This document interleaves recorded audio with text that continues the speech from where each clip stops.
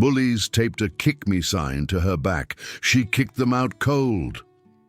Riley Walsh noticed the laughter before she understood why. She was walking through the main hallway of Westbrook High School, her backpack slung over one shoulder, her eyes fixed on the scuffed linoleum tiles that stretched endlessly toward her locker. The sound started as a ripple, a few snickers from the cluster of students near the trophy case, then spread like wildfire down the corridor. By the time she reached her locker, at least 30 people were staring at her, some pointing, others whispering behind their hands. Riley's fingers fumbled with the combination lock, her cheeks burning. She could feel their eyes on her back, literally on her back. And when she finally wrenched the metal door open and caught a glimpse of her reflection in the small magnetic mirror she kept inside, she saw it. A bright yellow piece of paper, meticulously taped between her shoulder blades, with thick black letters that read, "Kick me," in aggressive marker strokes. Her stomach dropped. She reached back awkwardly, peeling the sign away with trembling fingers, and stuffed it into her locker before anyone could take a photo. But she knew it was too late. At least a dozen phones had already captured the moment. By lunch, the image would be everywhere. This was her third week at Westbrook High. And already Riley understood the unspoken rules of this place. She was an outsider, a transfer student who had arrived in the middle of the semester with no friends, no history, and no protection.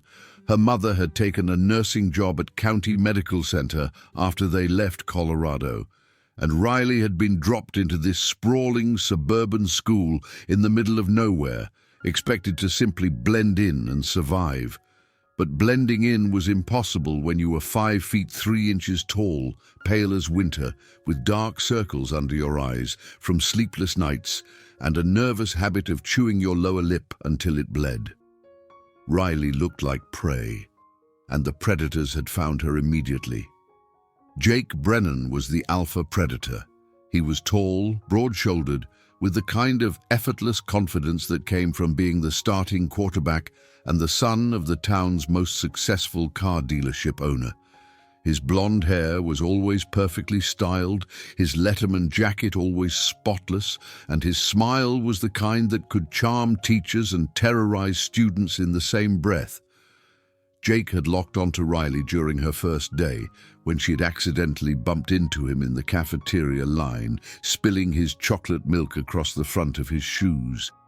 She had apologized profusely, offered to pay for cleaning, even tried to wipe the mess with napkins. But Jake had simply looked down at her with those cold blue eyes and said, "Watch where you're going, Ghost Girl." The nickname had stuck.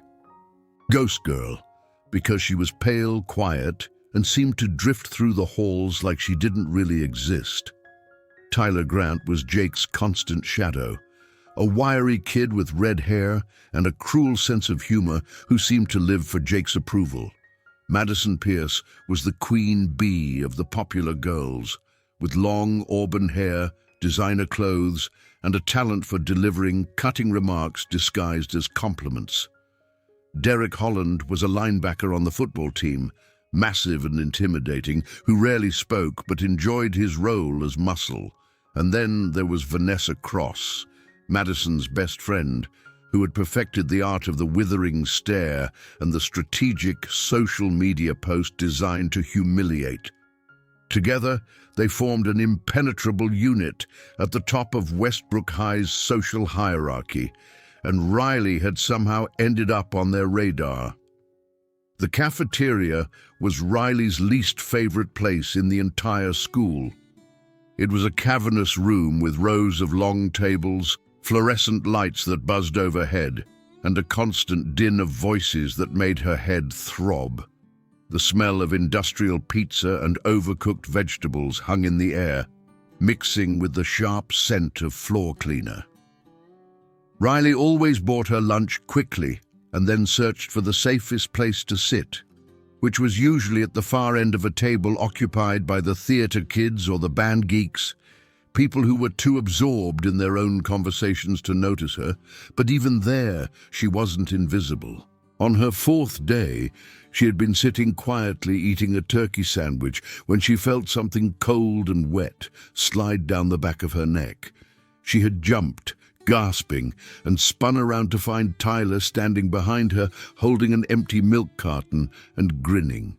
"Oops," he had said, his voice dripping with mock sincerity. "My hand slipped." The entire cafeteria had erupted in laughter. Riley had grabbed her tray and fled to the bathroom, where she spent the rest of the lunch period scrubbing milk out of her hair with rough brown paper towels. The parking lot was another danger zone. Riley didn't have a car. Her mother needed their old Honda for work. So Riley walked to school every morning and took the bus home every afternoon. The parking lot was ruled by students with vehicles, and Jake's truck was the crown jewel, a lifted black Chevy with custom rims and a sound system that could be heard from 3 blocks away. Riley had learned to avoid the parking lot entirely, taking the long way around the school to reach the bus stop, but sometimes there was no choice. One morning she had been running late and had cut through the lot, trying to reach the front entrance before the first bell. She had been halfway across when Jake's truck pulled into a spot right in front of her, blocking her path. The engine had revved, loud and aggressive, and Riley had stumbled backward, her heart hammering. Jake had leaned out the window, his face split in a wolfish grin. "What's the rush, ghost girl? You got somewhere important to be?" She had tried to walk around the truck, but Tyler had appeared on the other side, forcing her to either push past them or retreat. She had chosen retreat, backing away with her eyes down, and heard their laughter echo across the pavement. The gym was no better. Riley had always been athletic, but in a quiet, unassuming way. She was fast, flexible, and had a natural sense of balance, but she deliberately held back during PE class, not wanting to draw attention. The gym teacher, Coach Harrison, was a middle-aged man with a whistle permanently around his neck and a tendency to ignore anything that didn't directly affect his sports teams. During a volleyball unit, Madison had spiked the ball directly at Riley's face during a scrimmage. And when Riley had ducked instinctively, Madison had laughed and said, "Come on, ghost girl, you're supposed to hit it back." Coach Harrison had blown his whistle and told everyone to focus, but he hadn't addressed the obvious aggression. Riley had finished the class with a throbbing headache and bruised forearms from blocking Madison's deliberately vicious serves. The locker hallway was a narrow corridor lined with dented metal doors and peeling paint, a place where students crowded between classes, slamming lockers and shouting to friends. Riley's locker was in the worst possible location, right across from Jake's. Every time she went to grab her books, there was a chance she would encounter him, and every encounter was a new humiliation. Once, he had leaned against his locker while she struggled with her combination, and when she finally got it open, he had casually flicked his hand and sent her notebooks spilling across the floor. She had knelt to gather them while students stepped over her, and Jake had said, "Careful, ghost girl, someone might actually kick you." Another time, Vanessa had been standing with Madison at Jake's locker, and as Riley walked past, Vanessa had loudly said, "God, does she ever wash her clothes? That's the same sweater she wore yesterday."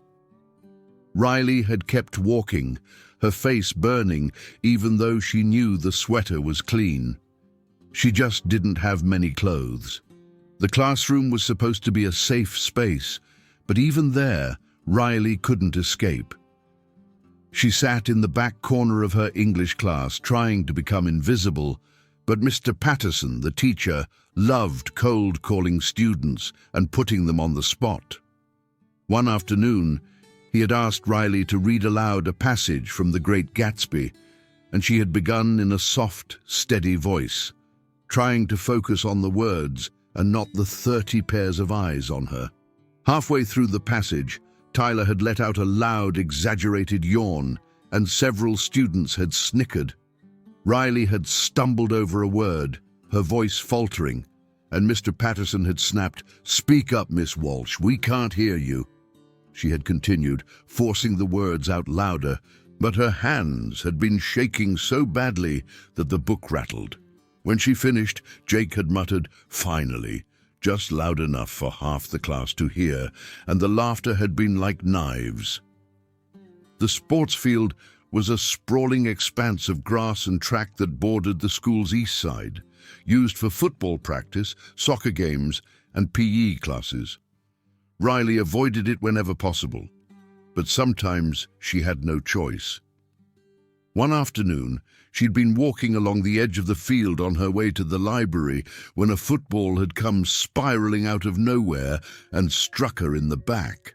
She had stumbled forward, catching herself on her hands and knees, and heard the sound of running footsteps. Derek Holland had jogged over, scooped up the ball, and looked down at her without a trace of apology. "You should watch where you're standing," he had said, and jogged back to his team. Riley had picked herself up, her palms scraped and dirty, and continued to the library, blinking back tears. The library was Riley's sanctuary. It was a quiet, wood-paneled room, filled with tall shelves and the comforting smell of old paper. Mrs. Kowalski, the librarian, was a kind woman in her 60s with silver hair and a gentle voice, and she seemed to understand without words that Riley needed a place to hide.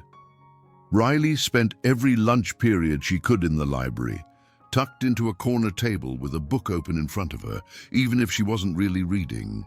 The words blurred together, her mind replaying the humiliations of the day, but at least she was alone. Sometimes she caught Mrs. Kowalski watching her with a concerned expression, but the librarian never pried, never asked questions. She just let Riley sit there, a silent refuge in the storm. At home, Riley tried to keep everything bottled up.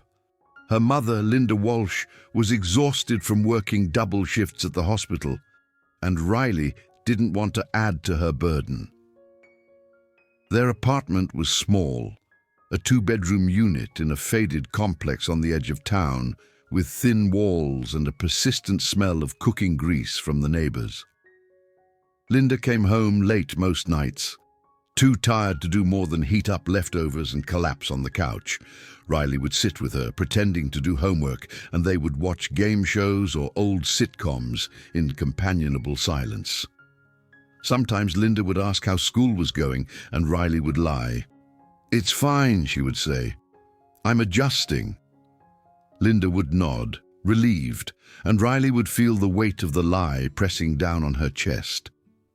She thought about her father, David Walsh, who had died in a training accident 3 years ago when Riley was still in middle school. He had been a Marine, stationed at Camp Pendleton, and he had taught Riley everything about discipline, honor, and self-defense. From the time she was 8 years old, he had trained her in Krav Maga, the Israeli martial art designed for real-world combat. He had taught her how to strike, how to block, how to use an attacker's momentum against them, and how to stay calm under pressure. But he had also taught her restraint.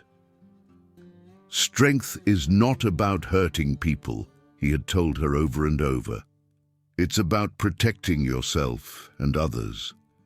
You only use what I've taught you if you have no other choice." When he died, Riley had promised her mother that she would never fight, that she would never put herself in danger, that she would always walk away. It was a promise she intended to keep, even if it meant enduring hell. But enduring hell had a cost. Riley's sleep was fractured, plagued by nightmares where she was back in the hallway, back in the cafeteria, back in the gym, and no matter how fast she ran, she couldn't escape. She woke up in the middle of the night with her heart racing, her sheets soaked with sweat, and lay in the darkness listening to the sounds of the apartment, the hum of the refrigerator, the distant sirens, the muffled voices of neighbors arguing. She thought about transferring schools, but she knew it wouldn't matter. Bullies existed everywhere.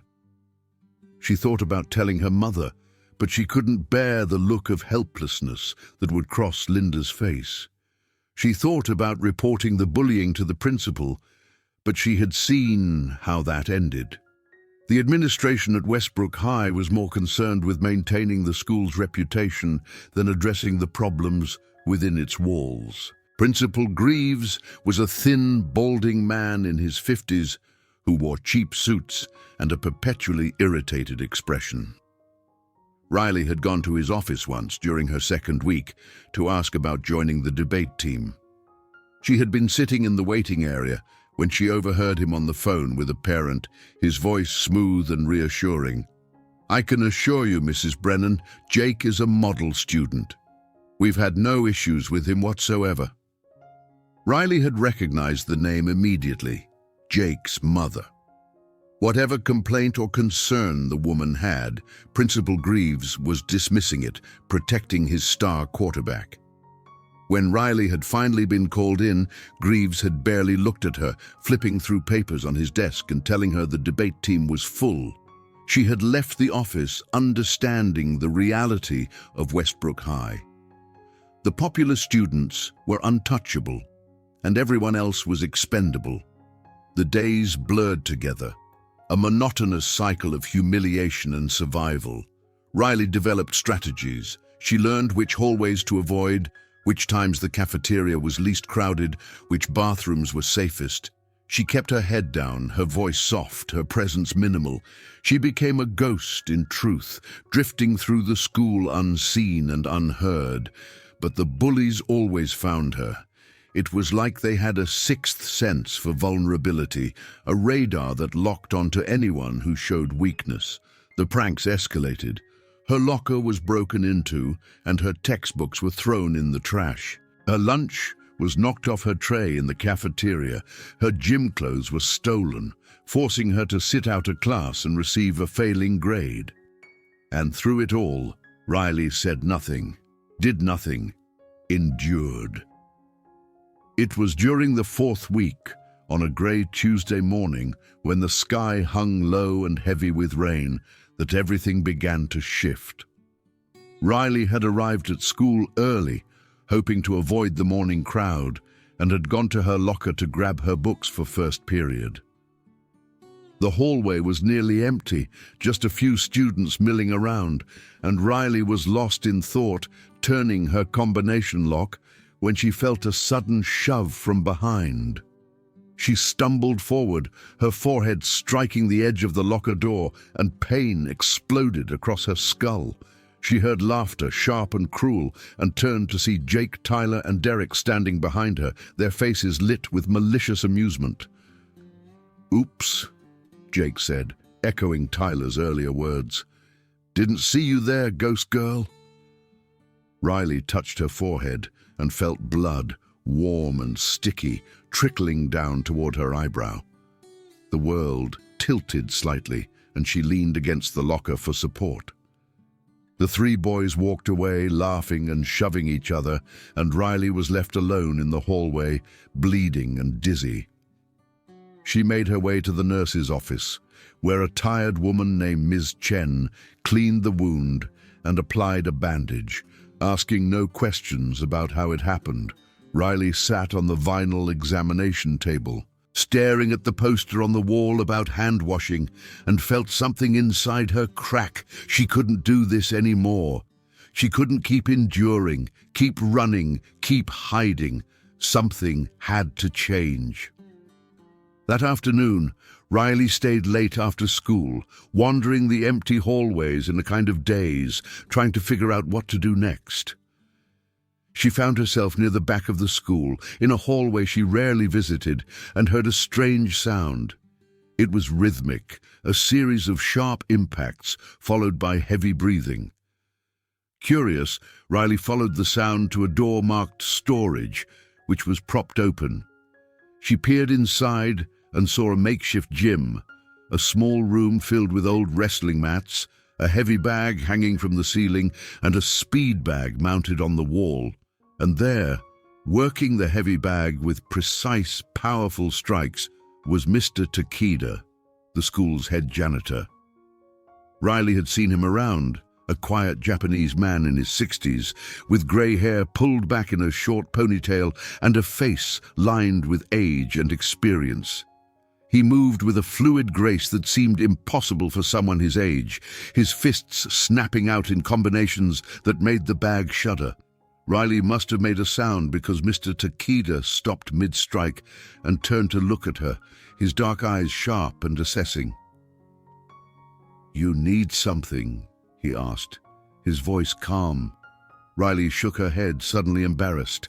"I'm sorry, I didn't mean to interrupt." She turned to leave, but Mr. Takeda's voice stopped her. "Wait." She turned back, and he was studying her, his gaze focused on the bandage on her forehead. "You get hurt?" Riley touched the bandage self-consciously. "I walked into a locker." Mr. Takeda's expression didn't change, but there was something in his eyes, a flicker of understanding. "Lockers don't usually fight back," he said quietly. Riley felt her throat tighten. It was an accident. Mr. Takeda nodded slowly, as if considering her words, and then said, "You know how to defend yourself?" Riley hesitated and then shook her head. It was easier than explaining. Mr. Takeda watched her for a long moment and then said, "If you ever want to learn, I'm here every afternoon, 3:30 to 5. He turned back to the heavy bag, resuming his workout, and Riley stood there for a moment longer before slipping away, her mind racing. That night, Riley couldn't stop thinking about Mr. Takeda and the small gym hidden in the back of the school. She thought about her father's training, the hours they had spent in the garage, practicing strikes and escapes, the way he had drilled discipline and control into her until it was second nature. She thought about her promise to her mother, the vow to never use violence, to always walk away. But she also thought about the blood on her forehead, the laughter in the hallway, the endless cycle of humiliation. Walking away wasn't working. It was only making things worse. Maybe, she thought, maybe it was time to stop walking away. Maybe it was time to stand her ground, not to hurt anyone, not to seek revenge, but to protect herself, to reclaim some small piece of dignity. The next afternoon, Riley found herself standing outside the storage room at 3:35, her backpack slung over her shoulder, her heart pounding. She knocked softly on the open door, and Mr. Takeda looked up from where he was wrapping his hands in tape. "You came," he said, a hint of approval in his voice. Riley nodded. "I want to learn." Mr. Takeda gestured to the mats. "Then come in. Close the door behind you." The training began simply. Mr. Takeda didn't ask Riley about the bullying, didn't pry into her life or her reasons for being there. He just started teaching. The first lesson was about stance, about balance, about keeping your center of gravity low and your weight distributed evenly. Riley, who had trained with her father for years, found the lessons familiar, and she moved through the drills with ease. Mr. Takeda noticed immediately. After 15 minutes, he stopped and looked at her with new eyes. "You've done this before." It wasn't a question. Riley hesitated and then nodded. "My father taught me Krav Maga." Mr. Takeda's eyebrows rose slightly. "Krav Maga is a good system, practical, effective." He paused and then said, "Why did you stop?" Riley looked down at the mat. "He died. And I promised my mum I wouldn't fight." Mr. Takeda nodded slowly. "Promises are important, but so is survival." He walked over to the heavy bag and placed a hand on it, steadying it. "There's a difference between fighting and defending. Your father would have wanted you to know that." Riley felt tears prick her eyes, but she blinked them back. Mr. Takeda continued, "I won't teach you to fight. I'll teach you to protect yourself, to have confidence, to walk with your head up, if that's what you want." Riley nodded. unable to speak. Mr. Takeda smiled faintly. Good. Then let's continue. Over the next several weeks, Riley's life developed a new rhythm. She attended classes, endured the bullying, and then disappeared into the storage room every afternoon to train with Mr. Takeda.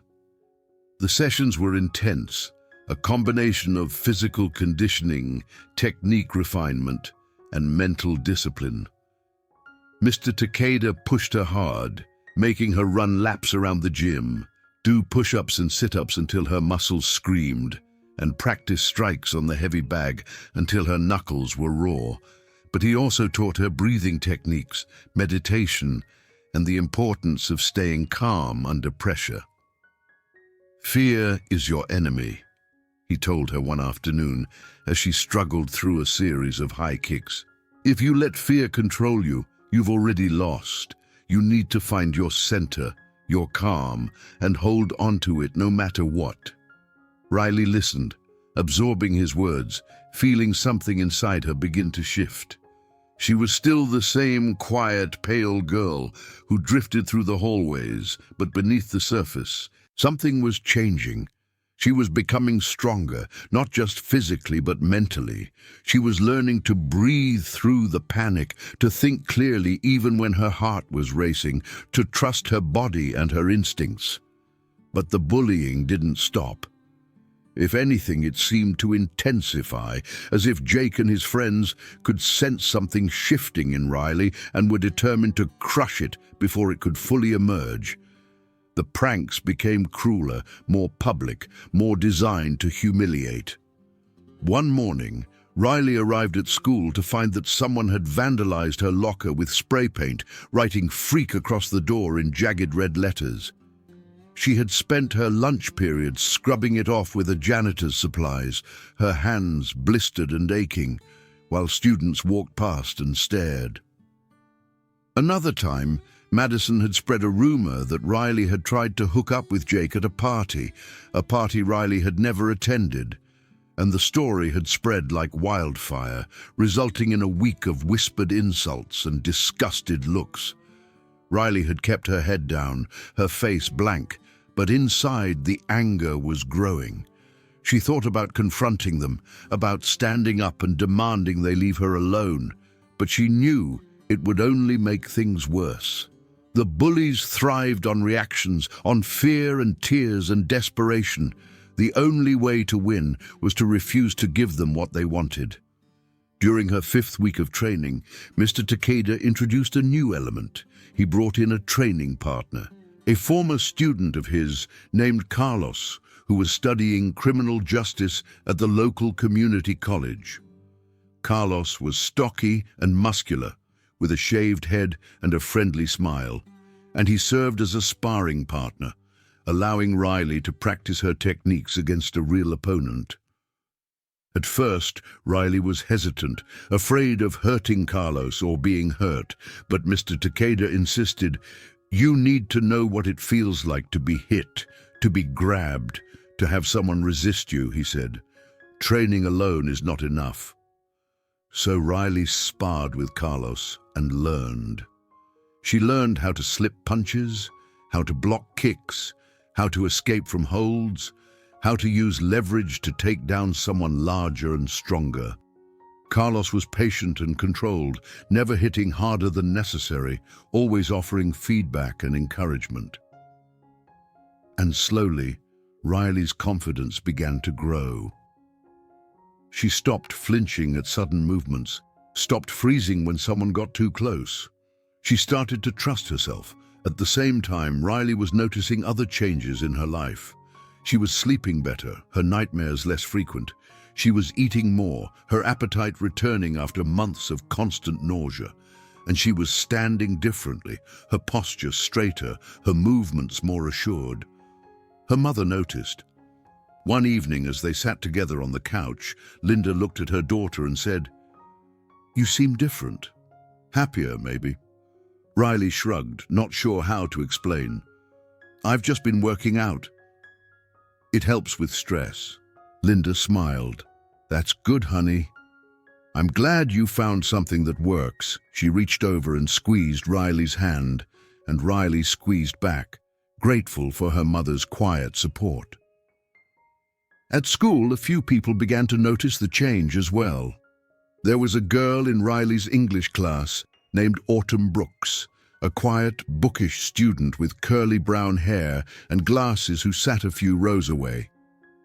Autumn had always been kind to Riley in small ways, offering a smile or a pencil when needed. And one afternoon after class, she approached Riley and said, "Hey, I just wanted to say you look really good. Like, healthy, whatever you're doing, it's working." Riley was surprised and touched by the compliment. "Thanks," she said. "I've been exercising." Autumn nodded. "That's cool. If you ever want to hang out or study or something, let me know." She handed Riley a slip of paper with her phone number scrawled on it and then hurried off to her next class. Riley stood there holding the paper, feeling a warmth spread through her chest. It was the first time anyone at Westbrook High had offered her friendship, and it meant more than Autumn could know. But not everyone was pleased with Riley's transformation. Jake, in particular, seemed to sense that something was off, that his favorite target was slipping out of his control. One afternoon in the cafeteria, he made a point of walking past Riley's table and knocking her water bottle onto the floor, watching to see how she would react. Riley picked up the bottle calmly, wiped off the table, and continued eating, her expression neutral. Jake frowned, clearly expecting tears or anger, and when he didn't get either, he walked away, muttering something under his breath. Tyler, standing nearby, looked confused. "Dude, she didn't even flinch." Jake's jaw tightened. "She will," he said. "Trust me." The implicit threat hung in the air and Riley felt a chill run down her spine, but she didn't let it show. She finished her lunch, threw away her trash, and walked out of the cafeteria with her head up. The incident in the cafeteria marked a turning point. Jake, feeling his power slipping, decided to escalate. He began to target not just Riley, but anyone who showed her kindness. When Autumn sat with Riley at lunch one day, Madison made a point of loudly mocking Autumn's outfit, calling her a thrift store disaster in front of half the cafeteria. Autumn's face had flushed red, and she had quickly gathered her things and left. Riley had wanted to go after her, to apologize, to explain that this was her fault, but she knew it would only make things worse. Instead, she texted Autumn later that evening, apologizing and thanking her for her kindness. Autumn had texted back, "It's not your fault. Madison is a bitch." The blunt assessment had made Riley smile, and she had felt a spark of hope. Maybe she wasn't completely alone after all. The next major incident occurred during a pep rally. The entire school was gathered in the gym for a pre-game celebration. The bleachers packed with students shouting and chanting, while the football team stood on the floor, basking in the attention. Riley had been sitting in the back row, trying to be invisible, when Jake had grabbed the microphone and started thanking various people for their support. And then, with a smirk, he had said, "And I want to give a special shout-out to our ghost girl, Riley Walsh, for being the best example of what not to be at Westbrook High." The gym had erupted in laughter, and Riley had felt every eye turned toward her. Her face had burned, her hands clenched into fists, but she had forced herself to remain still, to breathe, to stay calm. Mr. Takeda's voice echoed in her mind. "Fear is your enemy. Find your center." She had closed her eyes, counted to 10, and when she opened them again, the moment had passed. Jake had moved on, the crowd's attention elsewhere, but Riley had felt something harden inside her. This couldn't continue. Something had to break. That evening, Riley trained harder than ever before. She attacked the heavy bag with a ferocity that surprised even Mr. Takeda, her strikes fast and powerful, her breathing controlled. When she finally stopped, her knuckles were bleeding and sweat poured down her face. Mr. Takeda handed her a towel and a bottle of water and said quietly, "You're angry." Riley nodded, not trusting herself to speak. Mr. Takeda continued, "Anger can give you strength, but it can also make you reckless. You need to channel it, control it, use it without letting it use you." He paused and then said, "What happened today?" Riley told him about the pep rally, about Jake's public humiliation, about the laughter. Mr. Takeda listened without interrupting, and when she finished, he said, "He's testing you. He wants a reaction. Don't give him one." Riley looked at him frustrated. "But how long am I supposed to just take it?" Mr. Takeda's expression was serious. "Until you're ready. And you're not ready yet, but you will be. Soon." The breaking point came 2 weeks later, on a cold October afternoon when the leaves were falling and the air smelled of rain. Riley had been walking to her locker after school, thinking about her training session later that evening, when she heard a familiar voice behind her. "Hey, ghost girl." She turned to find Jake, Tyler, Derek, Madison, and Vanessa surrounding her in the hallway. The corridor was nearly empty, most students already gone for the day, and Riley's pulse quickened. Jake stepped forward, a nasty smile on his face. "We've been thinking," he said slowly. "You've been acting kind of weird lately. Like you think you're better than us." Riley said nothing, her eyes flicking from one face to another, calculating escape routes. Tyler moved to block the exit behind her, and Derek shifted to the side, cutting off the other direction. Riley was trapped. Madison spoke up, her voice dripping with fake concern. "We're just worried about you, Riley. You seem so lonely, so we thought maybe you needed a friend." She pulled out her phone, and Riley's stomach sank. "Actually, we thought maybe you needed a date. So we set you up." Madison turned the phone screen toward Riley, and Riley saw a fake dating profile with her photo, listing her as desperate and easy. The profile had been live for hours, and the comments section was filled with crude messages and disgusting propositions. Riley felt bile rise in her throat. Madison laughed. "You're welcome." Riley's hands were shaking, but she forced herself to speak. "Delete it." Her voice was low, steady. Jake raised his eyebrows. "Or what?" Riley met his gaze. "Delete it, or I'll report you." Jake laughed, a harsh, ugly sound. "Report me? To who?" "Principal Greaves. He loves me. My dad donates like $50,000 a year to this school. You think anyone's going to believe you over me?" He stepped closer, invading Riley's personal space. "You're nothing, ghost girl. You're a nobody. And if you try to make trouble for me, I will make your life so miserable that you'll wish you never came to this school." Riley felt something snap inside her. All the training, all the discipline, all the control, it was still there. But beneath it was a core of pure, cold fury. She looked Jake in the eye and said, "Touch me again, and you'll regret it." For a moment there was silence. Jake's expression flickered, surprise and uncertainty crossing his face, and then he laughed again, louder this time. "Did you hear that?" he said to his friends.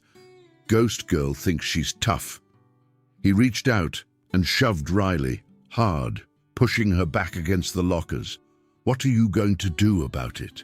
Riley didn't think. She reacted. Her father's training took over, muscle memory guiding her movements. She grabbed Jake's wrist, twisted sharply, and used his momentum to pull him off balance. Jake stumbled, shock registering on his face, and Riley released him, stepping back into a defensive stance. The hallway went silent. Tyler, Derek, Madison and Vanessa stared, frozen in disbelief. Jake recovered quickly, his face flushing with anger and embarrassment. "You bitch!" he snarled and lunged at her. Riley sidestepped, her movements smooth and controlled, and Jake crashed into the lockers where she had been standing. He spun around, breathing hard, and Riley could see the rage building in his eyes. But before he could move, a voice cut through the tension. "What's going on here?" Mr. Takeda had appeared at the end of the hallway, his expression stern. Jake straightened, immediately shifting into his charming, innocent persona. "Nothing, Mr. Takeda." "Just messing around." Mr. Takeda's eyes flicked to Riley, assessing, and then back to Jake. "Get to where you need to be. All of you. Now." The group dispersed quickly, shooting dark looks at Riley as they left, and Mr. Takeda waited until they were gone before approaching her. "You okay?" Riley nodded, adrenaline still coursing through her veins. "Yeah, thanks." Mr. Takeda studied her for a moment. "You showed restraint. That's good. But they're not going to let this go." Riley knew he was right. She had crossed a line, and Jake would retaliate. "What should I do?" Mr. Takeda's expression was thoughtful. "Be ready. And trust your training. You're stronger than you think." That night, Riley couldn't sleep. She lay in bed, staring at the ceiling, replaying the confrontation in her mind. She had defended herself, and it had felt good, empowering, but she also knew that the consequences were coming. Jake wouldn't let her humiliate him without payback. She thought about telling her mother, about going to the police, about transferring schools, but none of those options felt right. This was her fight, and she needed to see it through. The next morning, Riley walked into Westbrook High with her head up, her backpack slung over her shoulder, ready for whatever came next. The hallways were buzzing with gossip. Word had spread about the confrontation, and students whispered as Riley passed, their eyes filled with curiosity and disbelief. Ghost Girl had pushed back. Ghost Girl had fought. The social order was shifting, and everyone could feel it. Jake avoided Riley for the next few days, which was almost more unnerving than his constant harassment. She knew he was planning something, and the waiting was agonizing. She continued her training with Mr. Takeda, pushing herself harder, preparing for the inevitable confrontation. Carlos, her sparring partner, noticed the change in her intensity. "You're ready," he told her one afternoon after a particularly brutal session. "Whatever's coming, you can handle it." Riley wanted to believe him. On Friday, Riley received a text from an unknown number. It was a video, and when she opened it, her blood ran cold. It was footage from the hallway confrontation, filmed by one of Jake's friends, edited to make it look like Riley had attacked Jake without provocation. The video had been posted on social media with a caption, "Crazy new girl assaults Jake Brennan for no reason." Someone needs to do something about her. The comments were vicious, a torrent of hate and threats, and Riley felt her hands start to shake. This was worse than she had imagined.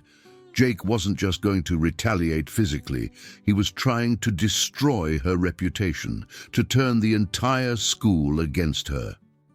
Riley showed the video to Mr. Takeda, and he watched it with a grim expression. "They're trying to isolate you, to make you the villain," he said. "You need to document everything. Save the video, save the comments, save any messages or threats. If this escalates, you'll need evidence." Riley nodded, feeling overwhelmed. "But how do I fight this? Everyone believes him." Mr. Takeda placed a hand on her shoulder. "The truth has a way of coming out. You just need to stay strong and stay smart. Don't do anything rash. Don't retaliate in anger. Let them make the next move. And when they do, you'll be ready." Riley took his words to heart, but she also knew that waiting passively was no longer an option. She needed to be proactive, to take control of the narrative. That weekend, she sat down and wrote a detailed account of everything that had happened since she arrived at Westbrook High. Every incident, every humiliation, every confrontation. She included dates, times, locations, and witnesses when possible. She saved screenshots of the fake dating profile, the edited video, the hateful comments. She built a file, a record of the bullying, and stored it safely in her email and on a flash drive. If things went to court, if she needed to defend herself, she would have the evidence. Monday morning arrived like a storm. Riley walked into school and immediately felt the hostility. Students glared at her, muttered insults as she passed, and some even shoved her in the hallways. The edited video had done its job. Riley was now the villain, the crazy girl who had attacked poor, innocent Jake Brennan. She made her way to her locker, ignoring the stairs, and found Autumn waiting there. Autumn looked worried. "Riley, are you okay? I saw the video. I know it's fake. I know Jake is a lying asshole, but everyone else believes him." Riley felt a surge of gratitude. "Thanks, Autumn. That means a lot." Autumn hesitated and then said, "I talked to a few people, tried to tell them the truth, but no one wants to listen. Jake's too popular. I'm sorry." Riley managed a smile. "It's okay. I appreciate you trying." Autumn nodded and then said, "Just be careful, okay? I think he's planning something." Riley had the same feeling. She spent the morning on high alert, her senses sharp, watching for any sign of trouble. It came during lunch. Riley was sitting at her usual table in the far corner of the cafeteria, eating a sandwich and trying to ignore the hostile stares when Jake and his entire crew walked over. The cafeteria went silent, all eyes on the unfolding drama.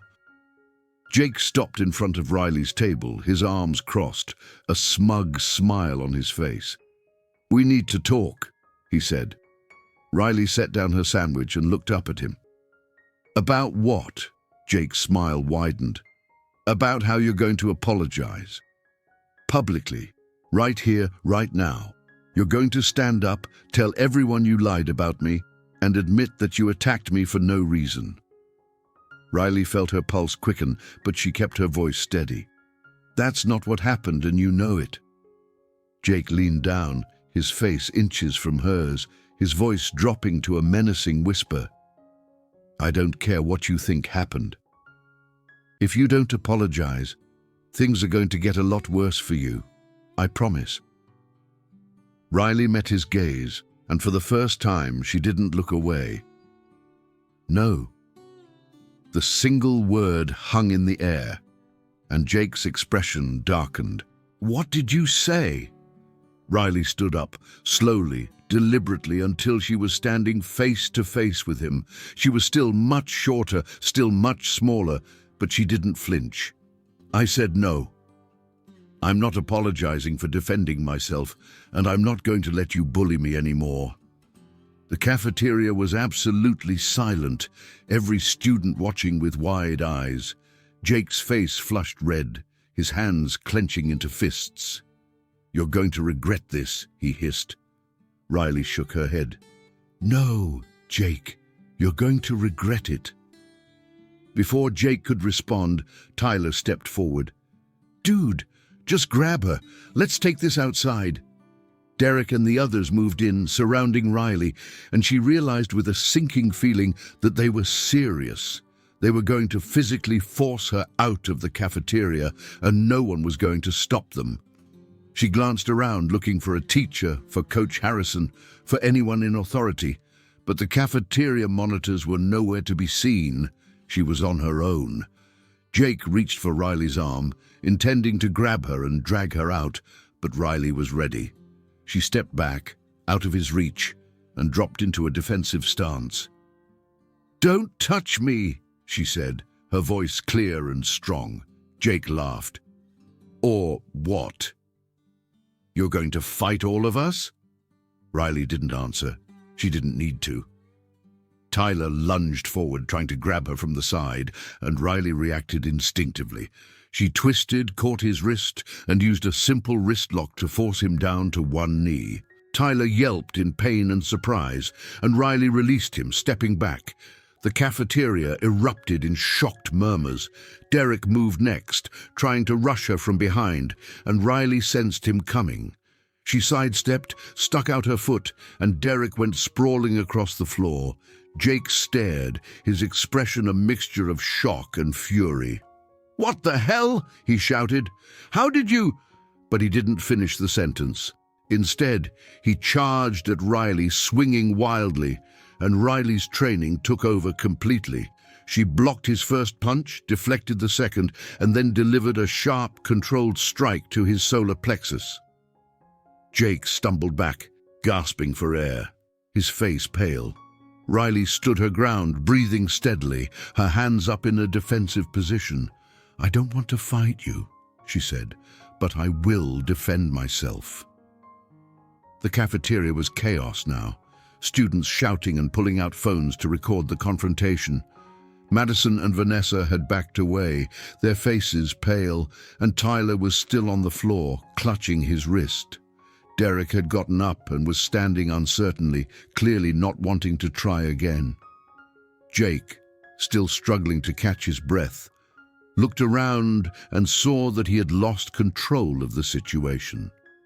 His reputation, his power, his entire social standing was crumbling in front of the entire school.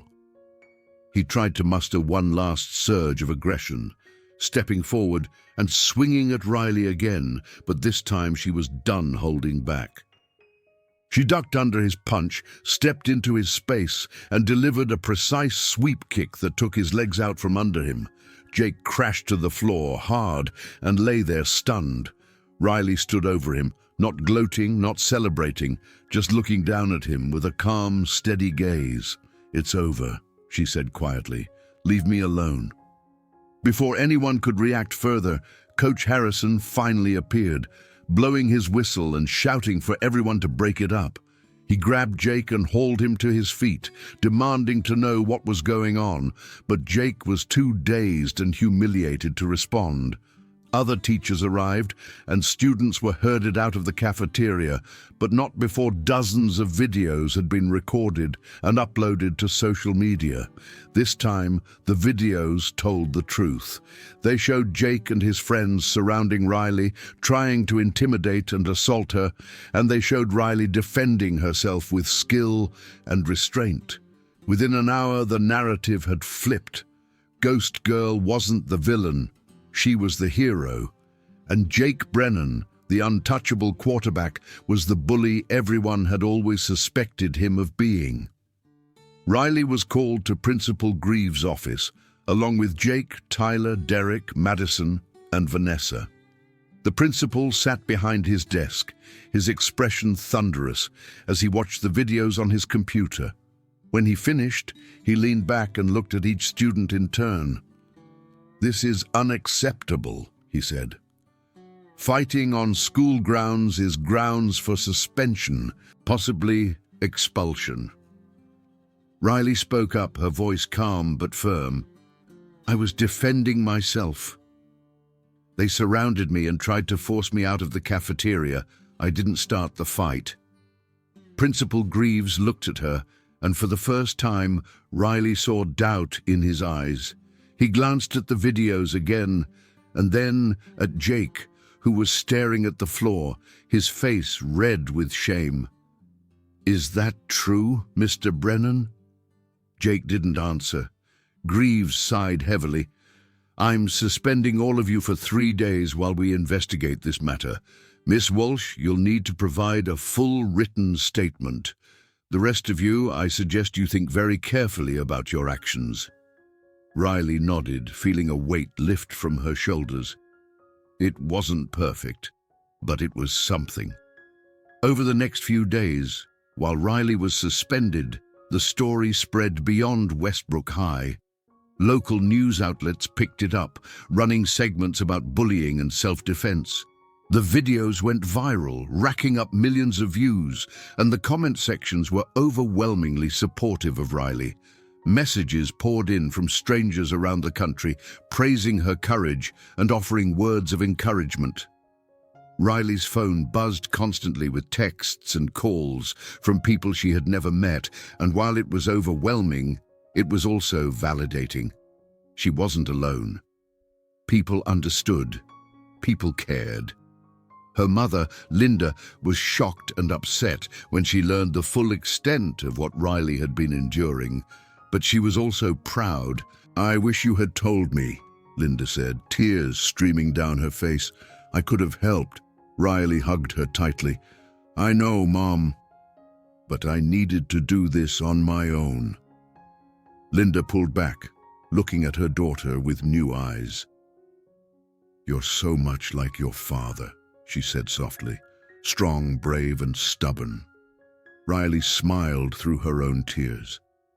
"I promised him I wouldn't fight, but I also promised myself I wouldn't be a victim." Linda nodded. "He would have been proud of you." When Riley returned to school after her suspension, everything had changed. The hallways that had once been hostile now felt different.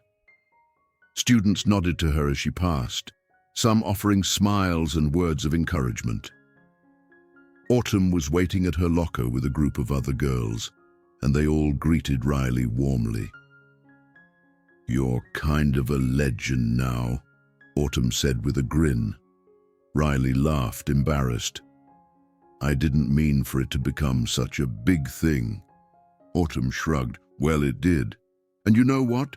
It's about time someone stood up to Jake. He's been a bully for years, and everyone was too afraid to call him out." Riley glanced around the hallway and noticed that Jake was nowhere to be seen. "Where is he?" Autumn's expression turned serious. "He's been suspended for 2 weeks. His dad tried to fight it, threatened to sue the school. But there were too many videos, too much evidence. Principal Greaves had no choice." Riley felt a mix of relief and satisfaction. Justice, it seemed, had finally arrived. But the story didn't end there. Over the following weeks, Riley's life continued to transform. She became something of a celebrity at Westbrook High, not because she sought attention, but because her story resonated with so many people. Other students who had been bullied began to come forward, sharing their own experiences and finding courage in Riley's example. A small group formed, meeting in the library during lunch to discuss bullying prevention and support each other. Mrs. Kowalski, the librarian, became the faculty sponsor, and the group grew quickly, attracting students from all grades and social circles. Riley was invited to speak at a school assembly about her experience, and though she was nervous, she accepted. Standing in front of the entire student body, she talked about fear, courage, and the importance of standing up for yourself and others. She emphasized that violence should always be a last resort, but that self-defense was a right everyone deserved. The assembly ended with a standing ovation, and Riley walked off the stage, feeling lighter than she had in months. Jake, when he returned to school, was a different person. The swagger was gone, the arrogance diminished. He avoided Riley completely, keeping his head down and sticking close to his remaining friends. Tyler and Derek had also changed, becoming quieter, less aggressive. Madison and Vanessa no longer ruled the social scene. Their cruelty had been exposed, and other students were no longer willing to tolerate it. The social hierarchy of Westbrook High had been upended, and a new, healthier dynamic was emerging. Riley continued her training with Mr. Takeda, but the sessions became less about preparation for conflict and more about maintaining discipline and balance. Mr. Takeda was proud of her, and he told her so. You did what you needed to do, he said, but more importantly, you did it with control. You didn't let anger or hatred drive you. That's the mark of a true warrior. Riley bowed respectfully. Thank you, Sensei.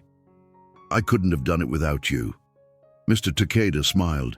Yes, you could have. You had the strength inside you all along.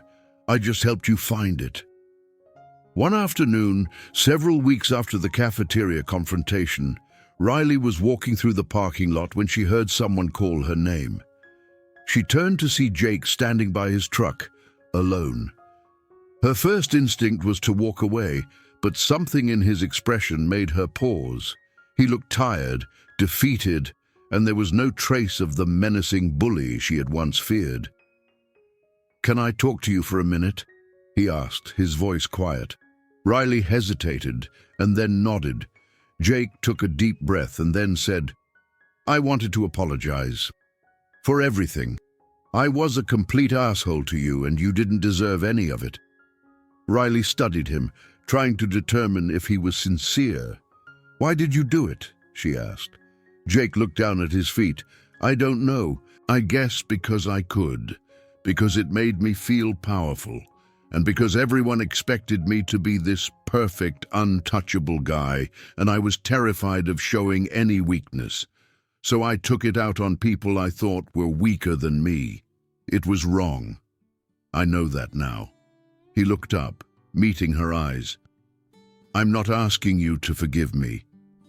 I don't deserve that, but I wanted you to know that I'm sorry, and I'm going to do better." Riley was quiet for a long moment, and then she said, "I hope you do. Because you hurt a lot of people, Jake, and it's going to take time to make that right." Jake nodded. "I know, I'm trying." He turned and walked back to his truck, and Riley watched him go, feeling a strange mixture of emotions. She didn't forgive him, not yet, but she respected his willingness to acknowledge what he had done. Maybe, she thought, there was hope for him after all. As the school year progressed, Riley found herself settling into a new normal. She had friends now, real friends, including Autumn and several members of the anti-bullying group. She had also started dating a quiet, thoughtful guy named Ben Carter, who played guitar in a local band and appreciated her for who she was, not for her newfound fame. They would sit together at lunch, talking about music and books and dreams for the future. And Riley felt a happiness she hadn't experienced in a long time. Her relationship with her mother deepened as well. Linda, now fully aware of what Riley had endured and overcome, made an effort to be more present, to ask questions, to listen. They started having regular dinners together, just the two of them, and Riley cherished those moments of connection. She told her mother about her training, about Mr. Takeda, about her plans to continue studying martial arts in college. Linda listened, proud and supportive, and told Riley that her father would have been incredibly proud. "You're exactly the person he hoped you would be," Linda said one evening, her eyes shining with tears. "Strong, compassionate, and brave." Riley hugged her mother tightly. "I hope so." The school administration, shaken by the viral videos and the national attention, implemented new policies to address bullying. They hired a full-time counselor, established an anonymous reporting system, and mandated training for teachers and staff on recognizing and intervening in bullying situations. Principal Greaves, facing pressure from parents and the community, made a public apology for the school's failures and pledged to do better. It wasn't perfect, and there were still problems, but it was a start. Riley was invited to serve on a student advisory committee to help shape the new policies, and she accepted, determined to use her experience to help others. She worked alongside other students, teachers, and administrators to create programs that promoted respect, empathy, and accountability. It was hard work and sometimes frustrating, but it was also deeply rewarding. Riley felt like she was making a real difference, and that gave her a sense of purpose she had never had before. As the end of the school year approached, Riley reflected on everything that had happened. She had arrived at Westbrook High as a ghost, invisible and powerless, and she had left as a warrior, strong and confident. The journey had been painful, filled with humiliation and fear and anger, but it had also been transformative. She had discovered strength she didn't know she possessed, not just physical strength, but mental and emotional resilience. She had learned that true power came not from dominating others, but from standing up for yourself and others, from refusing to be a victim, from choosing courage over fear. She had also learned that people could change, that even bullies could find redemption if they were willing to confront their actions and make amends. The world wasn't black and white. It was messy and complicated, but there was always hope. On the last day of school, Riley walked through the hallways one final time, taking in the sights and sounds of Westbrook High. She passed the cafeteria, the gym, the locker hallway, the storage room where she had trained with Mr. Takeda. Each place held memories, some painful, some empowering, all part of her story. She stopped by Mr. Takeda's office to say goodbye.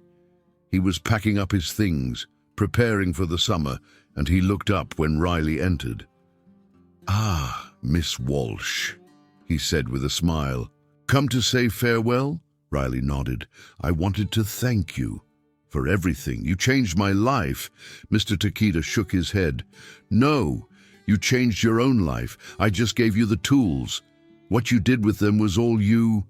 He walked over and placed a hand on her shoulder. "Remember, Riley, strength is not about fighting. It's about balance, discipline, and knowing when to stand your ground and when to walk away. You've learned that lesson well. Now go out into the world and teach it to others." Riley bowed deeply, a gesture of respect and gratitude, and Mr. Takeda bowed in return. Riley left the school and walked to the parking lot where her mother was waiting in the Honda to drive her home. As she slid into the passenger seat, Linda looked at her with a smile. "How do you feel?" she asked. Riley thought about the question, about everything she had endured and overcome, and said, "I feel strong. I feel ready." Linda reached over and squeezed her hand. "Good. Because the world needs more people like you." They drove home through the warm afternoon, the windows down, the radio playing, and Riley felt a sense of peace settle over her. She didn't know what the future held, but she knew she was ready for it. She had faced her fears, stood up to her bullies, and emerged stronger on the other side. She had become the hero of her own story, and no one could take that away from her. That summer, Riley continued her training, not in a hidden storage room, but at a local martial arts studio where Mr. Takeda had connections. She also volunteered at a community center, teaching self-defense classes to younger students, sharing the lessons she had learned. Ben came to watch her classes sometimes, sitting in the back with a proud smile, and afterward they would get ice cream and talk about their plans for college and beyond. Autumn was there too, having become one of Riley's closest friends, and the three of them formed a tight-knit group that supported each other through everything. Riley also stayed in touch with Carlos, her former sparring partner, who had become a mentor in his own right. He introduced her to other people in the martial arts community, and Riley found a new family among them, a group of people who understood the importance of discipline, respect, and balance. In the fall, Riley would be starting college, and she had been accepted to a university with a strong criminal justice program. She planned to study law, with the goal of eventually working to reform the systems that had failed her and so many others. She wanted to help create a world where students felt safe, where bullies were held accountable, and where justice was more than just a word. It was an ambitious goal, but Riley had learned that ambition, tempered with discipline and compassion, could change the world. She had already changed her own world, and she was ready to do more. As summer turned to fall, Riley found herself standing on the threshold of a new chapter. She had survived Westbrook High, not just physically, but emotionally and spiritually. She had faced her bullies and emerged victorious, not through cruelty or revenge, but through strength and restraint. She had honored her father's memory by using the skills he taught her to protect herself, and she had honored her mother's love by staying true to her values. She had become the person she was always meant to be, and she carried that knowledge with her like armor. On the night before she left for college, Riley stood in her room packing her belongings and found the yellow "Kick Me" sign she had kept hidden in her desk drawer. She looked at it for a long moment, remembering the girl she had been when it was taped to her back, the ghost who drifted through the halls unseen and unheard. That girl was gone now, replaced by someone stronger, braver, and more resilient. Riley smiled, crumpled the sign into a ball, and threw it in the trash. She didn't need it anymore. She didn't need the reminder of who she had been, because she knew exactly who she was now. And that was enough.